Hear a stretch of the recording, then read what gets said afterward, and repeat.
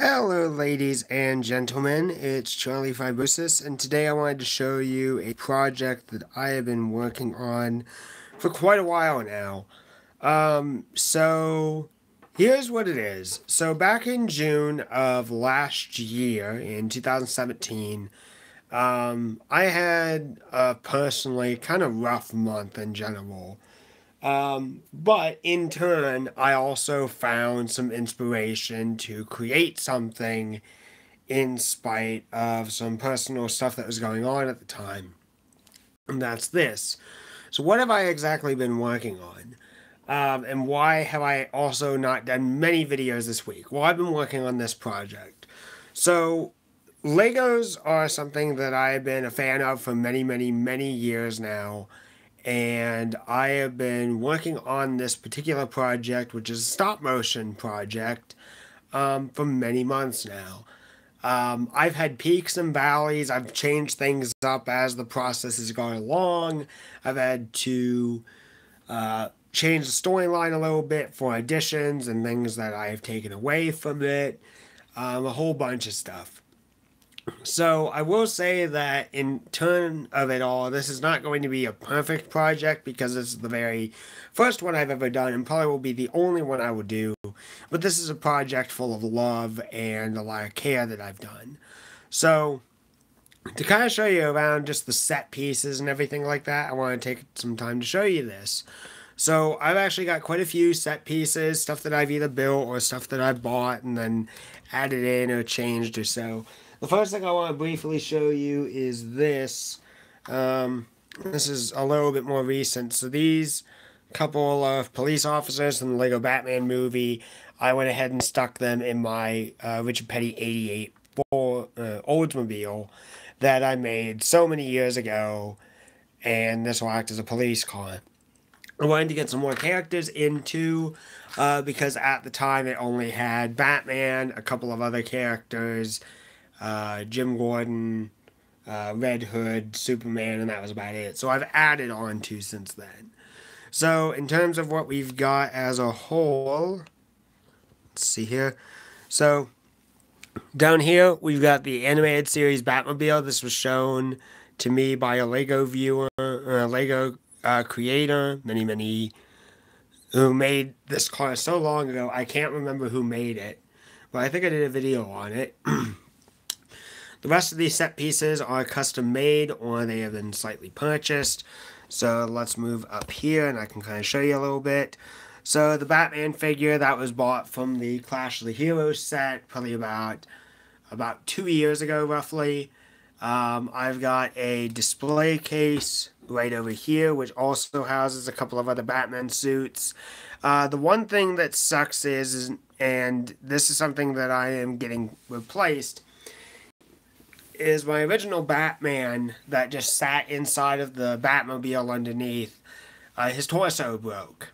Now, there is a way that I could be able to get it back, but I would have to require buying another Lego set, probably for about 20 bucks, which for a torso, okay, that's a little pricey, but I can also get a replacement Lego Batman torso and it'll work just as fine. The only difference is with the original model that I had, which I bought at a Lego fair, that had the belt printed on, similar to the Batman vs. Superman Batman that we've got in the foreground. Whereas the Lego Batman sets, Batman does not come with a printed torso. In terms of the belt, it is a separate accessory. Doesn't really matter to me, but it is what it is. I've also made some additions with other sets that I've purchased. I've also added things. I added batarangs to the wall over here with the costume rack. I unfortunately do not have a Lego Alfred, so I kind of have put in Indiana Jones as a stand-in. The whole Bat Cave in general has been modified at least 3 times minimum, probably about 6 times maximum. The original Bat Cave used to be much more intricate. It used to have a lot more moving parts and pieces and everything. They've unfortunately blended in with a whole bunch of other Legos, and I've also used them kind of for other things. Um, there are also things I'm going to be showing you in a little bit that may or may not be in the final product and could possibly be used to upgrade the Batcave some more too. But nevertheless, so when I got, I think it was the Penguin Electric Roller or the Joker's Notorious Lowrider from Lego.com, they threw in a minifigure polybag version of the bat plane. Well, it's not exactly as best in terms of having a character actually sit inside of it, because there is actually no room to do that. There's no way to do that with the scale that tiny. So I've converted it into something else. Turn it into a drone. So I built this little, as I reached around to grab it, kind of wedged in there. There we go. Got it. There we go. Built a little remote control for Alfred to use, which is Indiana Jones. He's going to be our stand-in Alfred. And, yeah, it's just a drone now, so it makes it a little bit easy on me. We got a kryptonite scanning detector over here, a whole bunch of trophies there, some other equipment on the other side there that may or may not be in the final film. Like I said, the back computer. This is something I custom made. I bought some chains off of eBay, or it was Lego.com. Got a connecting hook and then got a bullhorn, and then super glued this all together to make it a very, very strong grapple gun. So this is not coming apart any time soon. Now the thing that sucks is just as the plastic kind of breaks down, getting these to snap back into one another is slowly becoming harder and harder, where it's just going to stay. But for the time being, it works. It can hold things a decent amount, and the chain isn't going to pop apart, so that's good. And then, if I lower it down a little bit, there is a hidden sector inside of the Batcave where the car is being held. And as I grab the light, if you guys can see it, let's actually just go ahead and move the Batmobile out of the way. Yeah, I can even see it. You see that little glass case back there? That's got the power armor, so to speak, from the Batman vs. Superman movie in there. That is planned to be in the film as well. The vibe that I'm kind of going for is a cross between The Dark Knight, a little bit of inspiration from The Dark Knight, a little bit, and just some other elements. Heavily inspired from the Batman the Animated Series of the 90s. So we'll now move over to this set piece, which is the other half of the Batmobile, the Batcave at least, for the stand-in at least. This is just two Lego City track pieces that are combined together through just a couple of plates holding it together. This Batmobile was destroyed. It'll be easily repaired. But that was just recently destroyed in the scene that I just shot a few days ago. Behind there, I've got a giant mech that I purchased at a Lego convention. That's actually where I got my original Lego Batman. And that was back in like 2014, 2015. So I'm really disappointed in the fact that specifically my very first Lego Batman that I ever got has a broken torso and I had to pitch it. So that kind of sucks. With other things that have been added as well, I added a mechanic into here. I added a rack for spare tires for the Animated Series Batmobile, and then we have a whirligig right there. That comes from the Bane Toxic Truck Attack. This isn't exactly something I wanted to put in here, but it kind of works. It could be used for parts for something else, I don't know. Now, I will say this, there will be an inconsistency in the movie to tell you ahead of time, and I really don't have the parts to reshoot it because the building that I made was unfortunately lost to other projects and other things that my younger siblings wanted to build. So this is not going to be exactly the same. Essentially, the animated series Batmobile is going to take over for the Batmobile that you'll see early in the film. Really, really early in the film. This is a custom Batmobile that I made. A Batmobile like throw off to the side of it.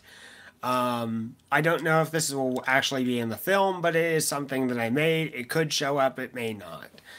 The second car will definitely show up in the film. This is the Penguin's Arctic Roller. There is a tiny modification to it in that the front chassis had to be replaced. The way that Lego designed it did not support really good wheel or tire rolling or anything like that, so I turned it into a straight axle and added some more parts and pieces to it to make it roll better. The only thing I don't know where it is the laser shooters that go with this. I know I saw them recently. I've been looking around for them. You'll understand what I'm talking about in a little while with what I will show you in a bit. But that is something that I personally really like, and it's a pretty cool set. The next one is the Super Speedster from quite a number of years ago. This is probably going to be just a regular car for Bruce Wayne to drive in, and so I will have to try and see if I can find a suit, because I don't exactly have anything for civilian Bruce Wayne to wear, so there's kind of that. I'm going to have to figure something out. So that's it for at least the top part. Let me show you the bottom part and the stuff that's kind of off to the side. Things that will also show up in the film and a little bit stories on there as well. So, as I point things down. So this is something that I just kind of built randomly one day, just because I wanted to see if I had enough parts to do so, and I did. This is it's essentially the Batmobile from the animated series, just in a different size and a different style. This is essentially intended to be, well, what if the Joker managed to get the plans of the Batmobile and take over? Well, this is what he would make. He would make this really strange and weird looking Batmobile with probably equal to even more horsepower, with the typical Joker flair with the clowns on, or the jesters on the hood. And just being kind of a blend of so many different colorful pieces. So there's that. And there is a Joker in there that is the older model. The Joker's Notorious Lowrider most likely will be in the film. I know that I did shoot a scene with this particular Joker. I know that I also had Harley Quinn in there as well. So those two minifigures will be in the film. I don't know if the car will be, but I'm trying to figure that out as I go along. This is the newest addition in the Bane Toxic Truck Attack set.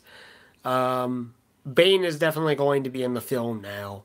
Originally, I wasn't going to get Bane, but because I'm a big fan of cars in general, and vehicles especially, this will most likely end up in the film. Bane, I know, will be in the film.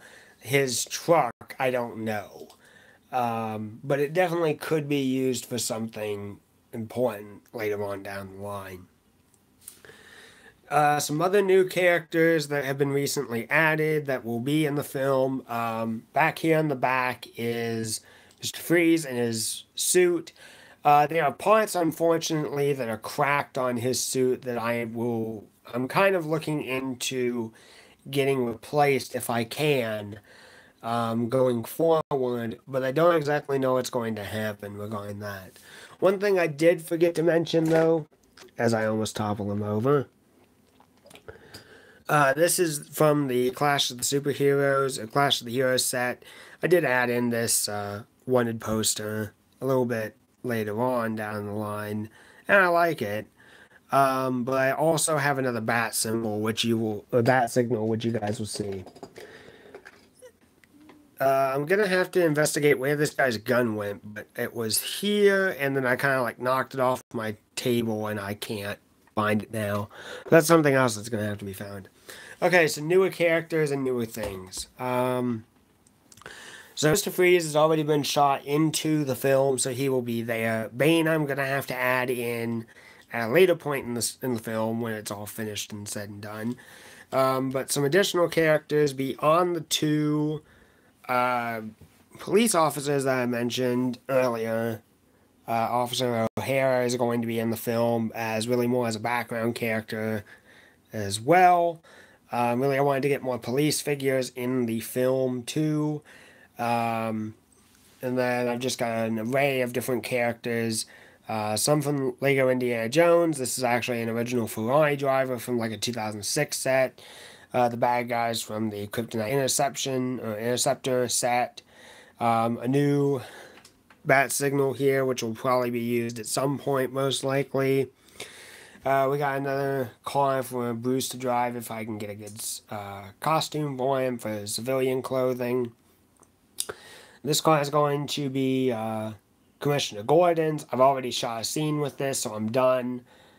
This may be used later on, I don't know. And then the final thing, at least to show, one of the final things to show, is all the superhero characters or anti-hero characters. So we got Batgirl, who may or may not end up in the film. Red Hood, otherwise known as Jason Todd, he could be in the film. Gordon's definitely in the film. I've already shot his scenes, and he will come into more scenes later on. Superman will not be in the film. I really want to focus more on this entire movie more as a Batman story than it is a DC superhero story or anything else like that. Last thing I want to showcase is the background scenery. So I'm going to zoom in a little bit, if I can.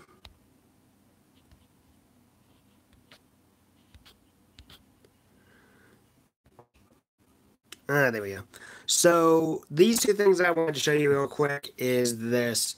So on the left-hand side, this came with the Mr. Freeze attack set, and I've actually got the scene already shot. I am probably going to use the set piece again for a different thing, but the second thing that goes next to it is the it comes from the Bane toxic truck attack. Now, there's one modification I did. Instead of it being a straight line with a hand grip, kind of like this piece here, if you were to turn this black piece sideways and kind of like combine it like that. Instead, it's just this piece. And that way it allows it to latch on to set there, because that way you can have a valve to control the amount of venom going into this point here. You can off there's a cooling system here, everything else like that. So how exactly is this film going to work out? I'm still kind of working on that. I know that generally the first rule of video production is to have your storyboard already created, and I have a general idea of what I'm going to be doing with all of these. It's just how to get it all wrapped into one another and not make it really stupid or anything like that. That's the grand question. Let me know that I haven't really done anything film production wise, not to this extent, since I was in high school. So this takes a lot of time and a lot of planning. I know that going forward, there's going to be some less videos here and there in terms of what you guys have been getting throughout the week. But it's because I've been working on this project. It's only now that I've recently gotten re-interested into doing this project and actually wanting to finish it.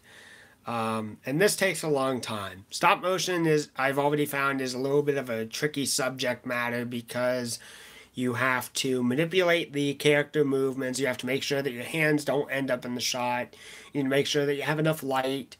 You need to make sure that the scenes flow enough well together and the movements flow well enough together, and you don't make things too dramatic.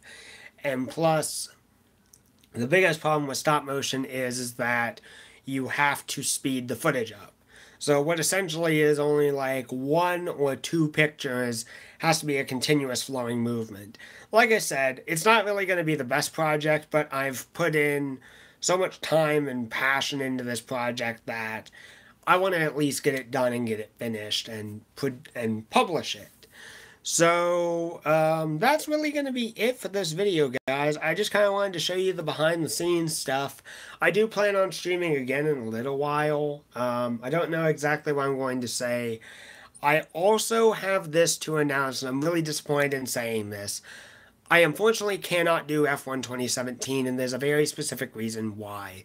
In terms of live streaming, the video is going to get banned worldwide. Anytime that the F1 2017 or F1 2016 logo comes up, it gets automatically detected by the FIA and they kill it.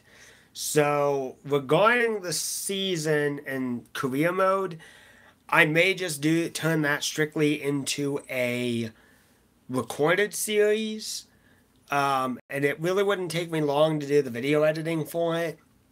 But since I've got some newer video editing software in Sony Vegas, I have to learn that process too. So that's going to be a little bit difficult. And yeah, this is definitely fun. I will say it's expensive because it's Lego, but the greatest thing is in the fact that unlike Claymation or so, well, the thing is the logo comes up randomly. Like when you're transitioning scenes from qualifying to practice and anything else like that, it comes up. So I would either have to cut it out of the video through recording, or I can't do it live stream. So it's either the series stays and it goes straight to recording and it's going to require video editing, or series just goes away entirely. I honestly think at this point I could probably win the championship pretty easy, but that's another talk for another day. Anyway, moving on back to this subject, the good thing about this is in the fact that it's Lego, I can go and use these for any other projects I want to, and just really collecting this stuff is pretty fun for me. So unlike Claymation, for example, like the Rankin Bass projects that were made in the 60s and 70s, you know, these are going to withstand. The thing that definitely has held me up a little bit in some of the production is just parts have been breaking. And it really, really disappoints me. To go off onto a slight side tangent here, what frustrates me is, let's go ahead and pick up this Batman real quick. This Batman is in perfect condition as I eye it. I can show you a little bit here. So there's like no cracks or anything like that on the torso. There's no cracking on the hands or wrist. And what I mean by that is really the wrist more than anything else. More often than what I have found, and I do plan on calling Lego about this, is unfortunately the arms crack and the torso cracks, and I have no idea how to stop it.